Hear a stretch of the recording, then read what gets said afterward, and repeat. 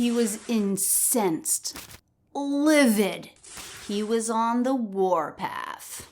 There are so many really interesting and colorful ways to say mad. Let's level up your vocabulary today by learning 44 words and phrases to use instead of mad. This list is packed with idioms. We'll cover British English expressions, American English expressions, and I have no doubt that after this video, you'll be able to express yourself with more sophistication. Be sure to download my Sounds of American English cheat sheet. It's free. It's an illustrated reference guide for you for all the American English sounds, including the phonetic symbols you need to know. Link here and in the video description. Probably the most common and obvious word you can use instead of mad is angry. Yesterday, my two sons kept acting up, misbehaving, and I got really angry. Either you get me what I've asked for, or I start taking my anger out on your boyfriend. Believe me when I say I'm extremely angry. Angry is fun because you can use it in ways that don't describe a person. You could describe the water during a storm as being angry, or a cut, a bite on your skin as being angry, red, inflamed. There's upset, also common and straightforward. My husband was upset that I didn't tell him I'd be home late. He was mad. I would never reduce myself to such cheap tricks. Bob, calm No, down. Lee, I'm very upset. Upset can also mean sad. She was really upset when she didn't pass the choir audition.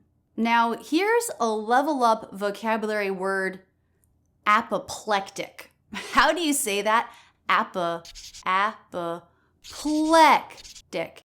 It helps to break it down syllable by syllable and think about stress. Apoplectic. Apoplectic. Really, really mad, extremely angry.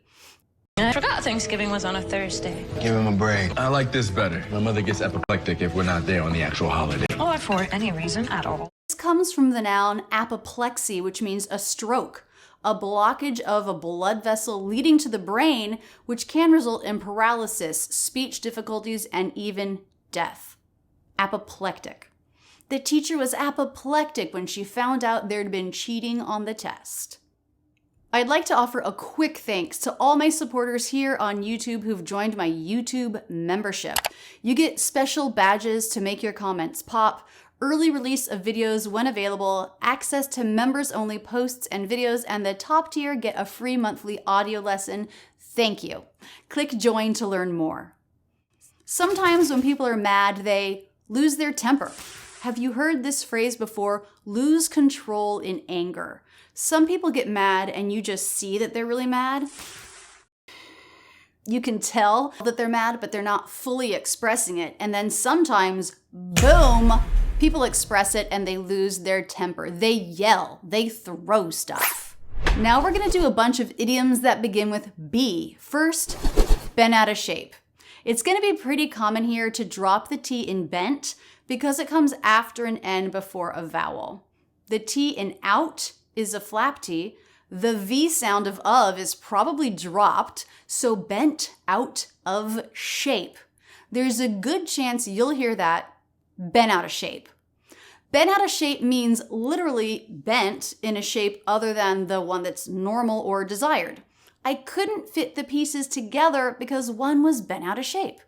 But here, as an idiom, it means angry, mad. Look, you want up close and personal time with Belle? My dad knows him. He'll arrange Please stop talking. I'm sorry you're so bent out of shape. I didn't mean to upset you. This is what we do when we get mad and yell at someone. No, I'll get home when I'm finished, and not 1 second before. Now, is that clear? You don't have to bite my head off. For example, I got in a fender bender. This means a really minor car accident. And the woman totally bit my head off. She was so bent out of shape.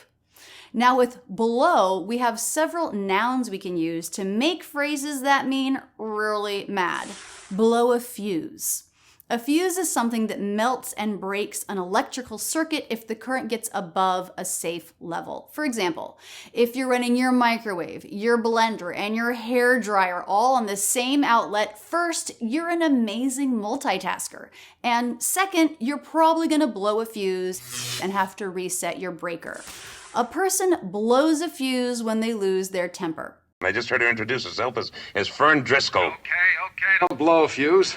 We also have blow a gasket. This is just like blow a fuse. A gasket helps seal a joint to make it watertight. My son blew a gasket when he found out our trip to Disney was canceled due to COVID. I will not have that lunatic ruining one more family gathering. But Kayla's gonna, tell Nora that we had a party, and I'm just afraid that Nora's gonna blow a gasket. You could also say, he blew his top off. Got so mad, lost his temper. Now don't blow your top. It's my top, and I'll blow it if I want to. Fred, you're turning red as a lobster. Another great word is boiling. We all know what a boiling pot of water looks like, and you can imagine that's how you feel inside when you're mad. When my kid pushed another kid at the playground, I was boiling. By the way, I feel like I'm making my kids sound terrible here. They're not. This just happens to be a video on ways to say I'm mad. Most of the time, they make me very, very happy. A related one here is makes my blood boil. This is something that makes you really mad. Pretty much everything in politics makes my blood boil. Apologized. Here's another turtle egg. When I think of it, it makes my blood boil. How he could accuse us is beyond me. This next one has a couple of different meanings. It can mean mad and angry. My boss was beside himself when John didn't show up for work today. But it can also mean agitated, really worried. She was beside herself when she couldn't get a hold of her son. But it can also mean really happy. So just let me be beside the seaside. I'll be beside myself with glee. When he found out he got the scholarship, he was just beside himself. Cross. Now this one is British. We don't really use it in American English. I was really cross with her for not waiting for me after school. Much traitor. How dare you insult our king? I am very, very cross with you. This next one is more mild and not all that common, but you'll also see the word displeased. My mom was displeased with my grades last semester. You're both mad and disappointed. I'm neither. I'm displeased. Is that worse? Yes, of my 16 potential reactions, only one is strong. Now, if someone is more than displeased, if they're really, really mad, they're enraged, full of rage. He was enraged when he found out he was passed over for the promotion. That means he didn't get it. Pac-Man. I love that game. And some hideous, googly-eyed monster. Well, that's actually you. Well, I'm putting this on the fridge, but I'm still enraged. Also, outraged, so angry. The faculty were outraged at the changes to their health insurance. You want to deprive me and her of that experience? Yes. I am 100% positive I gave Beverly that jewelry, and I'm outraged that you don't believe me. Outrage. Another idiom, fit to be tied. We're not actually going to tie anyone up here, but you can imagine someone is so angry that you're worried they might do something crazy or hurt someone, and you might want to tie that person up. The school administration was fit to be tied over the senior prank. Two other ways to describe being so mad you lose your temper is flying off the handle and flipping your lid. The teacher flipped her lid when she found out that no one did her homework. She chewed us out. To chew someone out, this describes what you might do when you're mad. It means to reprimand someone. You lazy kids need to start doing your homework if you care about your future. Wow, she said that? Yeah, she totally flew off the handle. Foaming at the mouth means literally foamy saliva coming out of your mouth, but it also means really, really mad and has nothing to do with saliva. He was foaming at the mouth when he found out about her affair.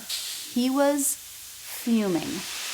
I love this one too. Fuming. So mad. You hog the mic for the entire speech, and you could just see Julius fuming. Finally, he lunges at the mic and they start wrestling. We already went over enraged, full of rage. We also have furious, full of fury, which is another way to say rage, and a related word, infuriating. It is infuriating when you don't follow the rules. It just makes me furious. We had several phrases with blow. Now we have several with go. Again, these mean to lose your temper, to be so mad. Go ballistic. Ballistics is the study of projectiles like bullets or bombs. He went ballistic when he thought they were overcharging him. You are not going to believe what happened yesterday. Dr. Cox just went ballistic and destroyed an entire lab room. Go off the deep end. He went off the deep end when they accused him of cheating. This can also mean an event in mental health when you lose control, you're acting really strange, not yourself. He's become unstable, virtually irresponsible. I can't tell you how many accounts he's lost. This week I found out why. He's gone off the deep end over some woman. Okay, now this one involves a cuss word. Go apeshit. She went apeshit when she found out I quit my job. This one can also mean really, really excited, so happy. He went apeshit when he found out they were having a boy. Go off on someone. This is when you yell at someone because you're really mad at them. Oh, I am so mad at her. I'm gonna go off on her if I ever see her again. Go through the roof, a similar mental image to blow your top off. They're gonna go through the roof when they find out you skipped school. There's also hit the roof, same idea. They hit the roof when they found out the rent was going up by more than $300. You might also hear hot under the collar. Some shirts have a collar. If you're hot under the collar, ooh, you might blow your top. Our next three great vocabulary words: incensed, irate, irked. Incensed and irate are both really mad. Irked is only sort of mad, maybe more like annoyed. I'm a little irked that she didn't call me back. That's different from I'm incensed. She continues to disrespect me. She was irate when her Apple Watch was stolen at the gym. You do not want me. I revenge you. Unless I'm very much mistaken, that irate gentleman is right-handed. This next one, also a great vocabulary word, livid. The word has two meanings. One is bluish in color, but the second is furiously angry. I like to think of someone so mad their face turns blue. They said I have to redo this whole project. I am livid that they didn't let me know sooner. Gentlemen, how did we leave all that lucrative Sophie Lennon local commercial money on the table? I'm livid. Three phrases with lose. Lose it. Lose your cool. And less common, lose your rag. Pork chops with my secret seasoning. Yeah, you do like your secrets, don't you, Marge? Don't lose your cool, Homer. The building block of a marriage is long silence. When he stood up my friend on their third date, I lost my cool. I lost it. To stand someone up is to not show up. Let's say you and I are supposed to meet for coffee tomorrow. I go, get coffee, wait at the coffee shop for 30 minutes. You never show up. You stood me up. Lose your rag. We hired movers and they broke my grandmother's serving bowl. I lost my rag. Another phrase you can use for someone who's really mad is to say they're on the warpath. Try to avoid Kristen today. She just got fired and she's on the warpath. Molly's brother broke into Finch's office. He stole the client ledger. Finch is on a warpath. Now this is one I use a lot. I'm pissed, or that really pisses me off. Now, pissed in British English can mean drunk. In American English, it means mad.